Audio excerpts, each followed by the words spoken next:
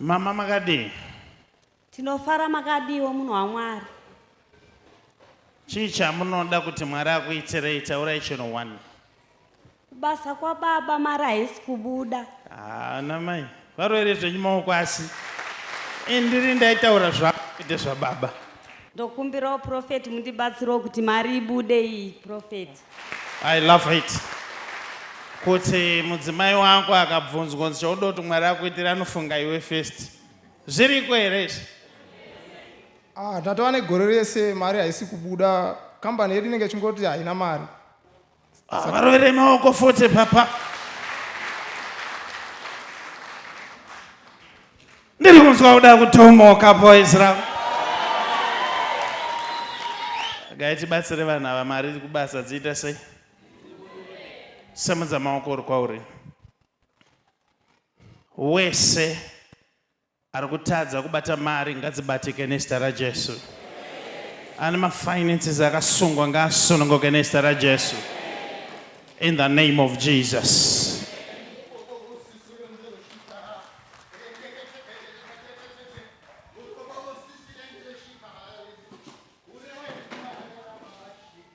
Sai maoko basi.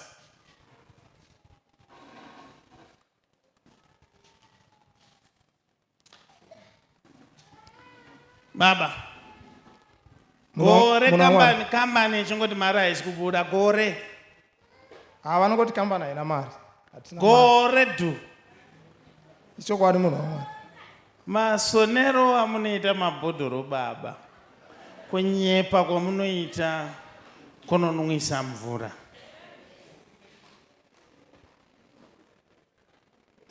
Ndikati handei kubasa kwenyu izvozvi mune chokwadi kuti vanoti hamusi kutambira mari.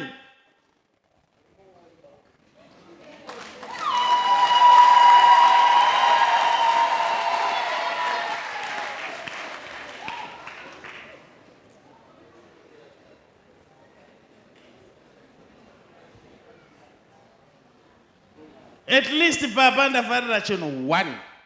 Mazvinini pisa muna kundirambira. Ini munhu akandirambira mai. But ava havana kuramba manje ava.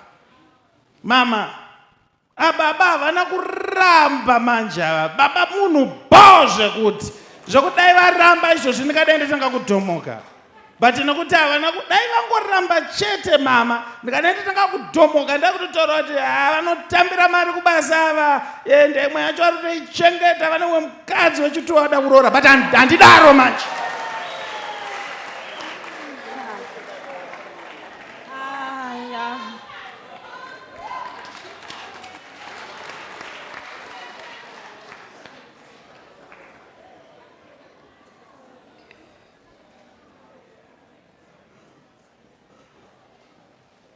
Nhasi ndiri kuti munhu anditaure zvinhu zvevanhu. Endai kugara zvenyu pasi.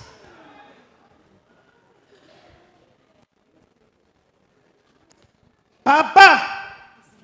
Mudara! Muenda munosiyana negirlfriend yamuda kubvisira mari. Tanzwanana? Zvakanaka munhu waMwari. Ndai munogara basi.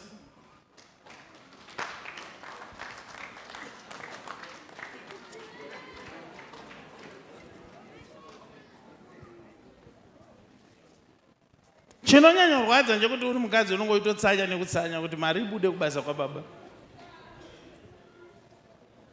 Apa munhu maresponsibility akawanda nekusevha kuti agone kuroora kumwe. But ndaita zviri right. Ndambotaurawo nyaya dzevanhu panapa nhasi.